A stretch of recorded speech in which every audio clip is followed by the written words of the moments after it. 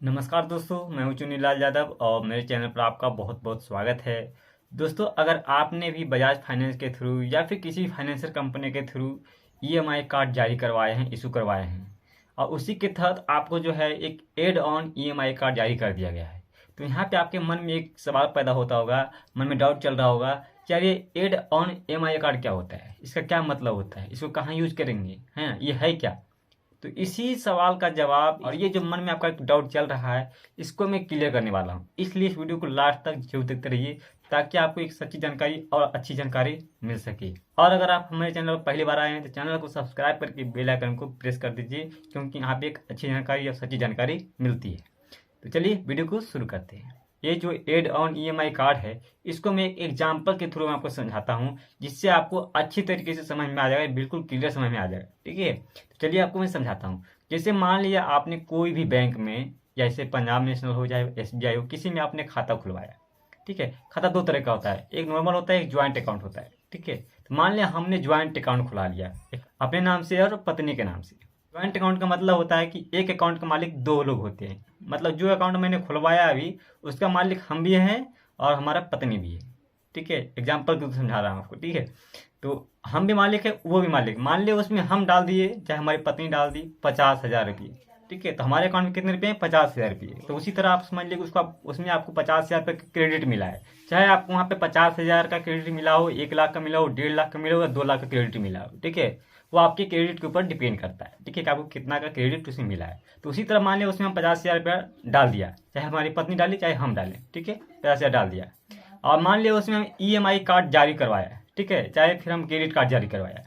ठीक है, एक अपना करवा लिया प्राइमरी कार्ड और उसको सेकेंडरी कार्ड दिलवा दिया। ठीक है, एक मेरा क्रेडिट कार्ड हो गया, एक उसका भी क्रेडिट कार्ड हो गया। ठीक है, तो उसी तरह आप समझिए उसमें भी कि एक प्राइमरी कार्ड होता है और एक सेकेंडरी कार्ड होता है। सेकेंडरी कार्ड को ही हम कहते हैं add on EMI card. Okay, तो जैसे मान लिया हम अपने अकाउंट से, इसमें हमारा 50,000 था। ठीक है, एसबीआई बैंक में, उसमें से हम एक क्रेडिट कार्ड लिया और मान लिया दिल्ली बम्बई कहीं भी चला गया, खूब खाया पिया मस्ती किया, एकदम 20-25 हज़ार रुपया उड़ा दिया। ठीक है, उसके बाद में हमारी पत्नी मान लिया कहीं कोलकाता में, उसने मार बढ़िया बड़ी साड़ी लहंगा चुन्नी खरीदा, खाया पिया मस्त होकर वही 20-25 हज़ार खा पी के बराबर कर दिया। तो क्या हुआ? अकाउंट तो एक ही था। आप उसने भी 50,000 खा पी के उड़ा दिया, मैं भी खा पी के 25,000 उड़ा दिया। तो क्या हुआ? 25,000 उधर भी गया, 25,000 इधर भी गया। क्या हुआ? 50,000। अकाउंट तो एक ही था, तो दोनों में मिला करके मेरा 50,000 सुहा। मतलब दोनों कार्ड का जो लेन देन है एक ही अकाउंट से होगा। ठीक है, जैसे हमने खाता खुलवाया ज्वाइंट अकाउंट, उसमें अपने पत्नी का भी नाम भी जुड़वा दिया। तो उसी तरह आप उसमें अगर मतलब कि ईएमआई कार्ड जब इशू हो रहा था, तो वो बजाज फाइनेंस वाले क्या किए कि आपको वहाँ पे किसी रिलेशन का नाम पूछेगा, जैसे फादर का नाम बता दो, मदर का नाम बता दो, या फिर कोई फ्रेंड का, किसी का भी मतलब नाम पूछेगा। आपने उसका दे दिया, उसी के नाम से मतलब कि एक एड ऑन ईएमआई कार्ड जो है इशू कर देगा। ठीक है, तो उस कार्ड को आप जिसके नाम से करवाए हैं उसको आप दे सकते हैं।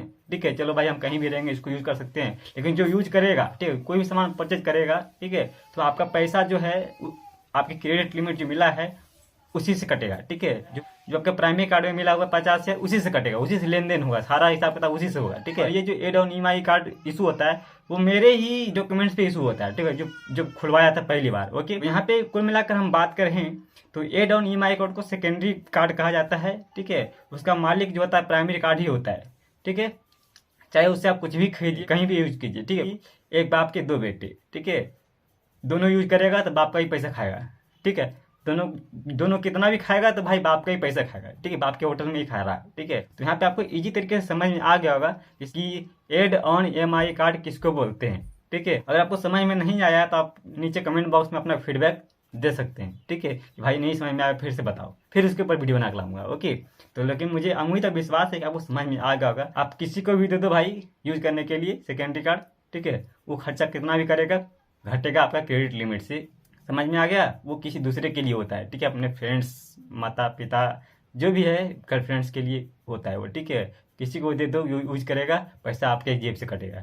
समझ गया ना? और यहाँ पे आपको एक क्वेश्चन और मन में आता होगा, यार ये इशू क्यों कर देते हैं बिना मर्जी? आपसे पूछेगा भी नहीं, इशू कर देगा। क्यों कर देता है भाई? क्योंकि देखिए यहाँ पे कुछ चार्जेज होते हैं। ठीक है, जो कि ले दे के मतलब कि 1,000 रुपया बढ़ा देते हैं अपना फीस। ठीक है, जैसे कुछ चार्जेज है, मैं यहाँ पर स्क्रीनशॉट दे रहा हूँ। ठीक है, ये चार्जेज जो है ना वो बढ़ा देते हैं। जैसे कि इशू करने का 800-900 रुपये ले रहा है एक कार्ड का, प्राइमरी कार्ड का, तो एक और इशू कर देगा एक्स्ट्रा। चलो भाई मेरा फीस बढ़ गया, कमाने का एक जरिया है, ठीक है, बजाज फाइनेंस वालों का। चलो कोई बात नहीं, वो उनके ऊपर है, ठीक है, इसलिए इशू कर देते हैं उन लोग, ठीक है। तो चलो कोई बात नहीं, ठीक है, आपको पूरी तरह समझ में आ गया होगा ये डाउन कार्ड क्या होता है। इस वीडियो में फिलहाल इतना ही। वीडियो पसंद आया वीडियो को लाइक कर दीजिए, चैनल को सब्सक्राइब कर दीजिए, भाई को सपोर्ट कर दीजिए। फिर मिलते हैं आपको अगली वीडियो में अच्छी तरह की वीडियो के साथ। तब तक tata bye bye, take care.